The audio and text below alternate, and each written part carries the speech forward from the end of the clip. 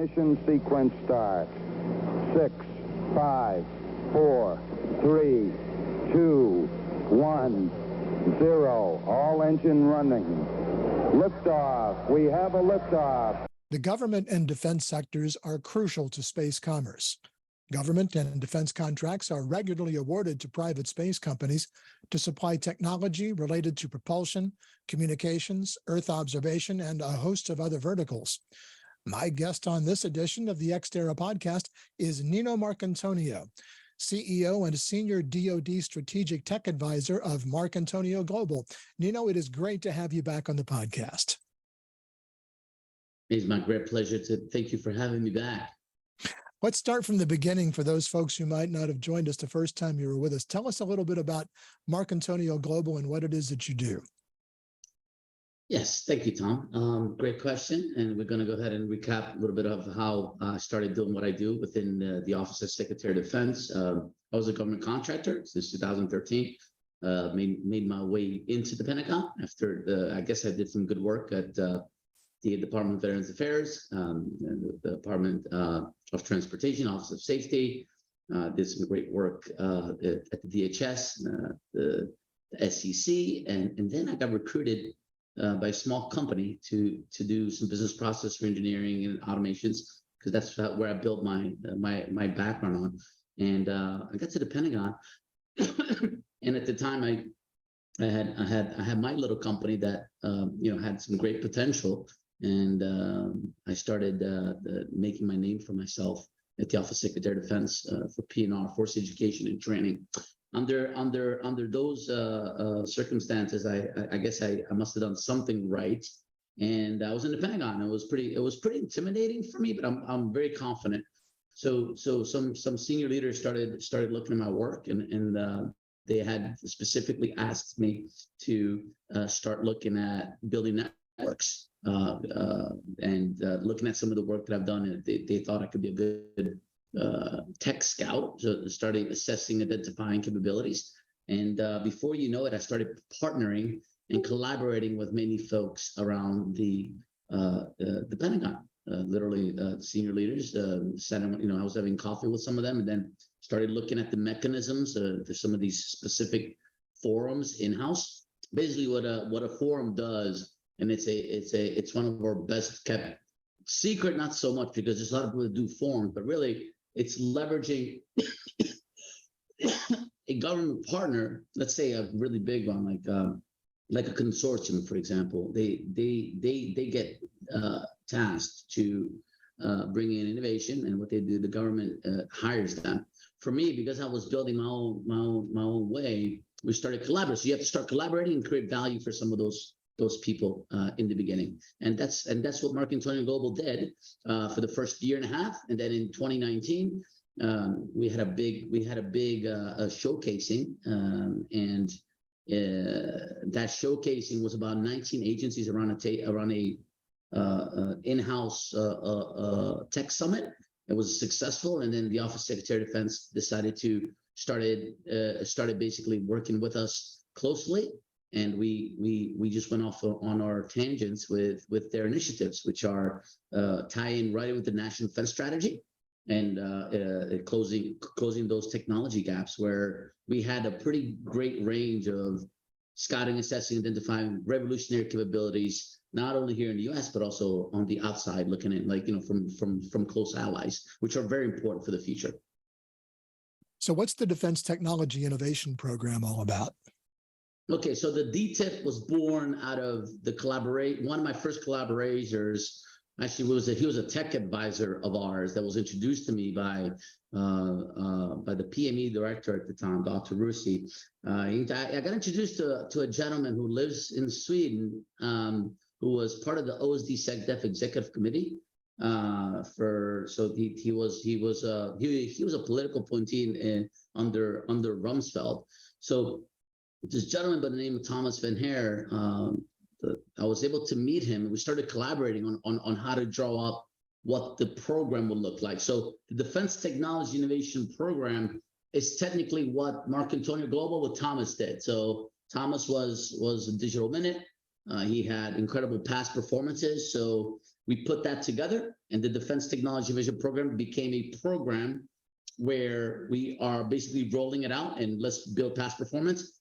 That's how you build a program. You have to start somewhere. So because we had done that together for like about a year and a half, working with the Navy, working with the Army, working with OSD, and getting a lot of people, basically a lot of coalition around some of the capabilities that we worked on together, that led us into the DTIP was created as a program. So when we started working with policy had a special need under Dr. Lance Hampton. It's like, we need X, Y, and Z, and there were a lot of focus on what his office needed, but it was more like strategy, right? How do we go ahead and look at capabilities? How do we talk about them? How do we speed the situation awareness on something that we need to know about? So because the platform that I built started growing with senior leaders, that was very impactful. So at policy, we tackled about with the DTIP, with Thomas, we put together a mechanism where we would find the technologies. We would work within our senior leadership. They would tell us, yeah, this is really good. This is really. So we created a funnel, and that funnel was basically seeing what the art of the possible was on a special technology for us to curate. So we're able to work with the smaller companies. So we would do our scout assessment. We would get some feedback from the senior leaders. We start working with the companies. We would package them up how senior leadership wants to see those presentations to make impact, because half of the battle is not just about the technology, my friend Tom. It's about what that technology can do and create those future requirements, because a lot of the times what we've seen over the years, and this is the bottleneck, we can't try to fit something into a box that's already obsolete. So when you're looking at a requirement, that's kind of a problem. So that's kind of like what our main focus is, try to create a future requirement.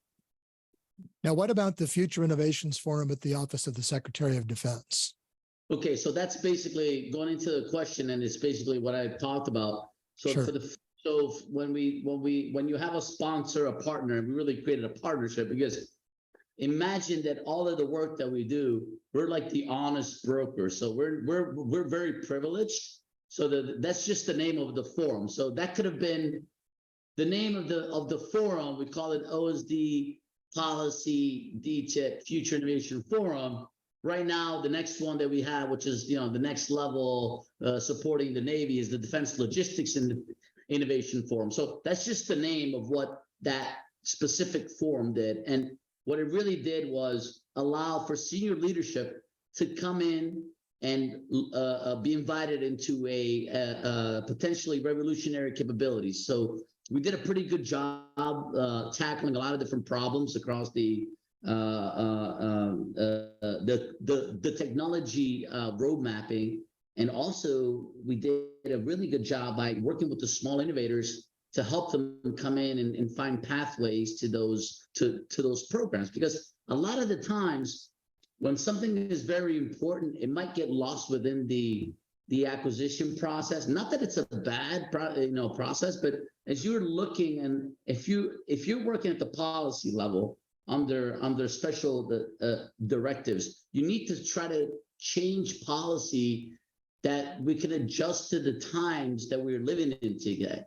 Now, there's absolutely nothing wrong with the normal traditional way of doing businesses. I mean, we have to stick by that, but also we have to start thinking about senior leadership, thinking how they can go ahead and accelerate the process of acquisition within the Department of Defense. So ideally, the forum is more than just a forum. It's also a way to stimulate and accelerate identification, where if there's a capability that nobody has, well, Tom, that gives an opportunity for senior leadership to say, okay, we'll work with this program and let's start looking at that technology closer. And wow, if we develop it, it can give us a competitive advantage. So then, how are these kinds of programs helpful in the realm of space commerce? When we talk about the companies who are interested in what it is that we're doing here at Ex Terra, how does what it is that you're doing working through all of these various government agencies benefit the space commerce company?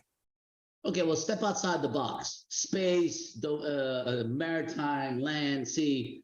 Space is vital. It's absolutely vital. All the technologies that are going to be developed when we send things out to space, they directly benefit what we do on Earth. So because now we're going into space, this new space economy, how can we use the technologies to help us get there cheaper, faster, better? The next challenge is really, you look at the space economy and all this, we work with a lot of different groups within the space domain. It's all about how we are sending things back down to Earth, right? So we are looking to get to Mars, but how do you get to Mars? So right now, let's start establishing our new base on the moon, right? So let's start working between here and the moon. How many challenges do we have there? How fast can we get to the moon? Are the technologies advancing fast enough? How are we going to deal with space mobility? How are we going to deal with maneuverability? How are we going to deal with China? How are we going to deal with Russia?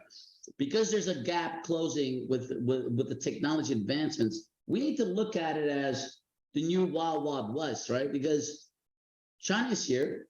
They're great rivals. Space is a little bit of a Wild Wild West. So we have to look at the technologies that can help us keep order. There's 9 tenants at Space Force. And you're talking about strategies to keep the space highway, so-called the orbit, safe and reliable, because there's going to be a big boom, things going up there and creating this whole economy, and it's got to be sustainable. It's got to be it's got to be a place where it's safe to go up there, and there's got to be some sort of rules and norms, and the whole world needs to think about how space is different. So these technologies not only affect our national security strategy, they also affect how we're going to be managing space traffic and commerce up there, because it's a whole new ball game up there. That's why we're here. You do a lot of work with the Department of Defense, and it seems to me that back in the day, the technology transfer was the other way. The technology transfer was from either NASA or the government or defense out into private industry, and then they would take those things and create them and adjust them to their own use. Do you think that's going the other way around now? Is a lot of the innovation happening in private industry, particularly in the space sector, and going out to the DoD, to NASA, to Space Force, to those kinds of things? Well, yeah, there's offices specifically right now looking at the dual use and the injection of private capital. So there's the Office of Strategic Capital, set up by the Office of Secretary of Defense with R&E, Ivy Sue, our CTO at OSD Research and Engineering has stood up a specific office to deal with this public-private partnership way of integrating money. So what that means is, when I bring in the technology, that technology has to have also private capital that the government can leverage, right? So, one of the biggest examples, you have the accelerators like Naval X, F-Works, SpaceWorks. They have that ingrained into the mechanism, right? So these offices are extremely important because they allow companies to have the fallback on of a private investor that is government backed. That is extremely important. My guest is Nino Marcantonio, CEO of Marcantonio Global, on the Ex Terra Podcast. Take a moment right now to click on subscribe and make sure you don't miss any of our podcasts, or if you're watching on YouTube, any of the videos from Ex Terra, the Journal of Space Commerce. All right, Nino, let's talk about at least one more program, the Centurions program. What's that one about? Okay, so we as we came at OSD policy to a close last year, was very fortunate to have Dr. Lance Hampton to be so gracious to be our partner, right? Because he really saw the huge value in what we were doing. And so that came to a termination, not because we weren't doing great work, simply because he moved on to another job. And, to fill in an OSD executive secretariat position at his level is very hard. So, we just basically were on standby, and I did a little bit of a rebranding, stepping in from the DTEP Thomas started doing his own thing with a couple different projects, right? Because it's really extensively burdensome on because we kind of look at when we work in a certain manner, it's like it takes a lot of work, and if you with the things that we touch are pretty sensitive. So when we do our scouting, assessing, identifying, after many years of that, you have to become sustainable. So to me, it's like, now that we created, let's say 120 presentations, and maybe let's say 10 or 20 of those had some success, right? Because not everything is time inflection points. When that stopped, when our last forum and Dr. Lance left to get another position in strategy at OSD policy, and we, I was like, thank you very much for 3 years. I had to kind of go ahead and create something else away from my old partner. We did absolutely fantastic work.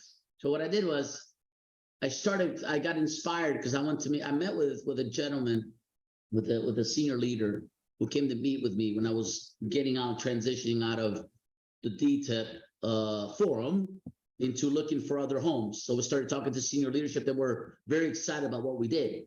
So I started getting inspired by the Centurion idea that we need to find globally Centurions. You know what a Centurion does? I mean, it is spiritual. I am Catholic. I am Christian, and I do believe in the 10 Commandments, that foundation of that centurionship, right? So to me, I'm more than that. I'm very inclusive. My friends are from all over the world. It doesn't matter which religion you're from, what color you are. I want to collaborate. I want to accelerate. So to me, the Centurion was a building block on a Centurion program of technology leaders in the world, right?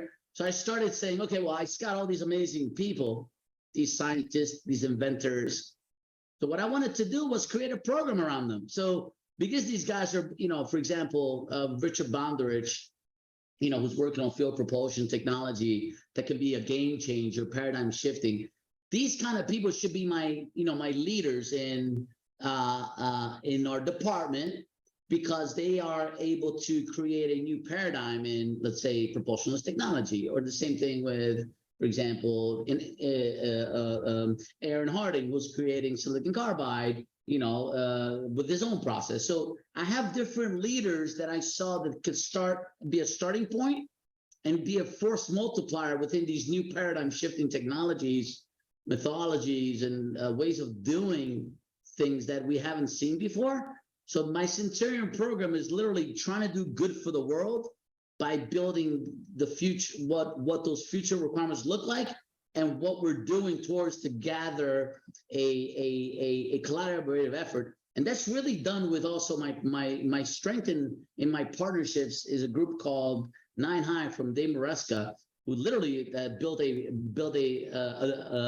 innovation management platform where these type of companies and groups can come together. They can start working together and build future requirements together, because it's a race of getting the right people around that room. And I feel that this latest partnership with 9 High is going to really streamline my process, right? Because I do a lot of engagement interactions with humans, but if you can get the AI in the loop, they can streamline and it can score and it can assess technologies faster. Ideally, that's what we want to do for the Pentagon. We want to make sure that we're moving at the speed of relevance, and that when we do a comparative analysis of technologies, that we have a strong forum where we can go ahead and try to integrate those technologies into those programs faster. When you talk to private companies and they tell you, Nino, I want to get involved in government contracting. I want to be a part of whatever it is that you're doing and get some of that money, because quite frankly, it's lucrative for companies to be able to get government contracts. What kind of advice do you give them? What do they need to do to prepare to be awarded a government contract? Yeah, so there's the normal way of doing business with the government. We are an accelerator at that level through the public-private partnership, and it's fine because I was trained to look for revolutionary things because it was a specific need, right? We need to go ahead and look at those things. But honestly, to do business with the government, it's a process. One of my collaborators, and I love him on LinkedIn, his name is Neil McDonald. I'm going to give him a shout out. He literally has a process where he'll break down all of the people in a certain agency, right? And to me, it's so funny because the government, it's all really like about the DoD innovation ecosystem, right? So the government has multiple areas. Because I'm focused on the DoD, if you look at the bigger picture, to get into normal economy, it's a special process. You have to get your DUNS number ready. You have to get your capability statement. You have to do the past performance. So the strategies to get in are all there. You need to go through, with the mentorship program. We can help you. And like I said, it's not outside of our scope, because we still need to tell the companies how to do that and how to prepare. But for me, I'm like, I have so much information to share that when you go ahead and start working with me over like a 3-month sprint or 6 months, whatever we engage for, because it's my model, I will literally I will typhoon you with all of the information that you need. And I remember, like, I was nicknamed by a senior leader, the great retired Ramo Salvi.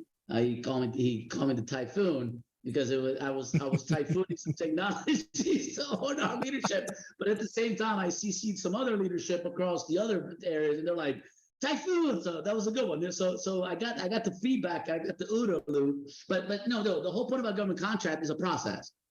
But remember, we're also in a point in time where we need to think about non-traditionals that are extremely important. I mean, because look, non-traditionals are the one that might have something that's really innovative. And it's not that they don't have to go through the process, but you also have to give them also another opportunity to go through another transaction, or work through some other non-traditional mechanisms, through some accelerators. Because look, there's like about 200 accelerators across the DoD, right? And I have them all mapped out. And I work with a lot of the senior leaders, and whoever's got the contract in there. Those are pathways in. It's really exciting. I mean, it's just you have to kind of know your environment. Like, I've been very fortunate because I had to study it, I had to learn it. I had to build a network from these guys to these guys, and then get the PMs here, the POs, and the directors. It's really, really exciting once you start seeing the greater picture. And my job is also to translate that for the private sector, academia, everybody on the outside that wants to do business with the government. Literally, I can typhoon them and show them the whole map. But they have to also engage and learn, pretty quickly, right? Because it's like cycles, right? There's a cycle here. There's an RFP. What I've learned, the most successful ones are the people that are really like go-getters. Like, they have my energy is kind of hard to kind of top, but at least if I can get them into the mechanism of saying you have to go after everything, you just get ready to work and you're going to be successful. That's that much easier, because the technology in itself, and this is key, it's almost never just going to be itself going to grab, because you're looking at a lot of different factors. Because if you have something really special, you might be upsetting an apple cart, and it's a competitive, it's a competition nonstop across the board. So I try to tell companies, you got something really special, but we really need to package you up with all of the things that you need to be successful. I just want to know if you have Typhoon stenciled underneath the driver's side window on your car. No, not yet. But we're gonna work on the sticker. By the way, like for the Ex Terra Podcast, I'm gonna once I have enough money coming in the future, we'll go ahead and put some budget towards a little sticker for you guys over there, with Typhoon. So yeah, right now between the Centurion program, a little bit of rebranding, new programs coming up, supporting Space Force. This summer we're gonna be looking at some things there. So I'm really, really excited about the future, and we put in a lot of work, and now we're just starting to collect some fruits. But I will never stop. This is my life. This is what I do, and I guess I'm pretty good at it. I guess they keep me around. I keep bothering people. They keep answering me, so they keep answering your calls. So why not? They'll take your call. You're all good.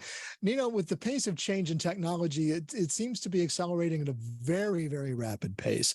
So how important is it for individuals and companies and the government to keep pace with all that change? So, again, the public-private partnership, the accelerators, the ecosystem, being on top of what's happening on the aspect. Because the reality is that private companies in the industry, they're moving faster and faster and faster on a daily basis. So the government is no longer like the 1950s and 60s. We have to keep everything compartmentalized. You're going to get more innovation coming in. So bridging that technology into the programs and see what's moving is actually a key deliverable that we have, where we're trying to give the government situational awareness. What is happening in Norway? What is happening in this area, and how our technology is converging? Because when they start converging, that's really when the really crazy stuff happens, right? So we need to be able to map out things, how they're changing in material science, AI, development in AI. Right now you're seeing ChatGPT, and that was my first technology I brought to the Pentagon. Would make ChatGPT look pretty elementary for what those guys could do in 2018. So the technologies are there. It's about who actually, now it's about use cases and who's actually can operationalize it, right? So if I can put it to use really quickly, well, if you can do that across the board and accelerate how things are getting discovered, ideally, that's what I'm trying to do. And that's what I started off by saying, how far are we today with AI? We still have a long road to artificial general intelligence. Once you start throwing quantum in there and edge computing, it's going to be totally game changer. That speed of change is exponential. So my great mentor, Dale Moore, the Navy RTD&E agility cell, great supporter and friend of mine. Again, looking at the Moore's law of how things are, we have to be able to get a grip in reality of how fast things are moving. Our brains can't keep up with that. So it's our job to say to senior leaders from Congress to DOD, to federal IC community, to really say, this is how fast it's moving. And these are the things that can happen, not like 10 years from now, like next year. And somebody can develop that. So it's moving beyond, it's moving at warp speed, literally. So we can't comprehend the convergences, and it's extremely dangerous because between AR, VR, now you have all these deep fakes that they're creating. These all technologies are being implemented, and it's distorting reality. So that reality, we have to keep a reality check for senior leaders through these forums. I mean, it's that simple. Here's what's happening. Here's the situational awareness. Take a look at this one, because this could happen next year, or it's already happened. And look what they're doing. Look how Russia's manipulating, X, Y, and Z, right? So space has everything to do with it, because it's all about information, exchange. Right. How fast can we move that information from battlefield, space, wherever it is, down to the senior leader and make a decision? But that information is critical. Is it reliable? How did it get filtered? What are the filters put in? It's all, space is basically everything that we do. We do have the cables underwater, but I mean, think about if all the satellites would go out right now. We are so interdependent that everything that happens in space is directly going to impact our life. And the next wars, you got to start thinking, what kind of war is that? Is it an information warfare? Is it cognitive? Where are they going to attack us? Is cyber? I mean, think about this for a second, Tom. It's really a lot of stuff to take in. So we need people like me there's a lot of folks that are doing fantastic work. I'm just a flying ball, but you start converging the right things together, you start making sense of it, and then you start thinking, well, we got to keep an eye on this one, because if these guys are able to do this, well, then these are because we aren't America. We're absolutely a great country. Everybody comes together. We have the best, schools, and we have the best, we think we have the best schools. Unfortunately, you have other countries that have been around for a long time that feel like maybe it's their time now, right? With their 100-year, plans and shit. I'm sorry. It's all right. It's the internet. Don't worry about it. Right? So you gotta look at how the strategies are really important to take into account, because you gotta adjust. We have a problem, which is really a paradox. The paradox is every 4 years you change direction, right? The problem is, can we afford every 4 years to start changing? That's the other thing that the DoD needs to get an account of. We got to stay focused on what the problem is. We can't keep our eyes off the ball. Right. There's a big problem. In the Indo-Pacific, Taiwan. We got this whole chips war stuff. That's all in real time. So we have to make sure that we keep our eyes on the ball to make sure that all of a sudden we're not, speaking Chinese. Our kids are, I mean, Right. I'm being a little bit straightforward about it, but that's the challenges that we face, and it's like in our face. So that begs the question. Are we in the U.S. ready for that kind of advanced future? And if not, what do we need to do to make sure that we get ready? I think we need to unite. We need to be very objective on what our peer rivals are doing, and we need more public-private partnership. We need more collaboration. We need to work across from state to federal. We need to work across. We need to collaborate. We need to accelerate collaboration. We need to mix the PhDs with the engineers, with the business process guys, with the politicians. We need to have these gatherings, and we need to really agree to disagree in a civil way, like the way that the world is supposed to work, because different perspectives is where you actually you can't just work with you guys in the Pentagon that are, for example, Republican. You can't just work with the Democrat. You got to come together, and you got to be competitive, but you can't be disruptive. So you have to be collaborative, and you have to learn from each other. And really, that's probably one of the biggest challenges I think the U.S. has right now is China and Russia have been playing this long game, this cognitive warfare of demoralizing and bringing dividing and all that stuff. That's stuff that we need to counter by the only way that you can counter it is by talking about it and say, here's a problem, let's tackle it. Let's get together and let's have these forums like the Greeks used to have. They come out there and you go ahead and talk it out. Not on LinkedIn. I mean, we have LinkedIn, right? Or we have, Facebook used to be horrible. And you come in and you can disagree and still be very good friends. That's the key. I think that's one of the biggest keys and takeaways from our future. Unite. Try to unite. Don't break down. Yeah, I know you want your power. You want to eat your cake. You want to. There's all sorts of agendas, right? If we got to look past it. Yeah, here's your agenda, but this is really important. This is an important topic. Let's go ahead and tackle it. Nino, we're just about out of time, but I want you to look out over the next 10 to 15 years in space commerce and your role in it, and tell me what you see.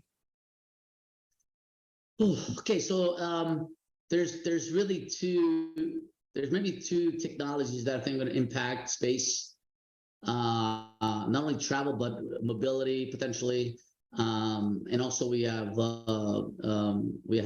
some technologies that are going to help us create that space economy at the ground level, at the granular, meaning strengthening our defense industrial base, right, with some really great exciting capabilities to use abundance of materials that the U.S. has become reliant on other countries. Right now, we need to think about how we can build sustain that economy. So it's going to be, and the three things that I think are key are sustainability, eco-friendliness, right? So sorry, I'm blanking out, but in space, it's all about sustainability. How are we looking at the world as when we're looking outside and looking down on Earth, we have to think about Earth as, we have to be good stewards, because when we start getting out there, we're going to be able to travel, the farther, longer, we're going to be able to live longer. We have to think of our Earth as our baby, right? Because it's all about climate. We gotta be sustainable, and we have to be able to recycle coming in and out of the space economy, where we're really implementing some of these great technologies to help humanity, really. And the more things we can develop out there in space, the more we can go ahead and solve problems here in the world. I mean, it's basically that much, because if you can solve problems, space is really hard. If you can solve those problems out there, and for me right now, I'm focusing on a couple ones, but the main one is really a special technology that can solve a big problem for our space force in the future. But it also solves other problems that I think we can help us stay dominant. I'm very happy to announce that Marcantonio Global and Ex Terra Media will be collaborating on a series of articles and videos regarding different issues in the world of space commerce, defense, and personnel development. So please stay tuned for that. Nino, I'm looking forward to working with you on that project. I want to thank you very much for having me. And I told you the second one, I was going to be a little bit more polished up. So I thank you very much for having me back. It's been my pleasure. Thanks again for joining us on the podcast. Thank you. Nino Marcantonio is the CEO of Marcantonio Global. And that's going to do it for this edition of the Ex Terra Podcast. You can subscribe to the audio version of the podcast on Spotify, Apple Podcasts, Google Podcasts, Audible, and many other popular podcasting platforms. Be sure to click on subscribe so you don't miss an episode of the podcast or any of our other videos. You can also get daily space commerce news at xterrajsc.com. And one thing more, be sure to connect with us on LinkedIn and follow us on Twitter at xterrajsc. Until next time, I'm Tom Patton. Thanks for joining us. I wanna go faster, faster. Hands in the air, we're gonna crash. Searching for the answers. My Galileo, the proof is looking glass. Thirst for reason. Our dreamer's eyes we gaze into a sense of purpose, known by view. Like finding water on the moon.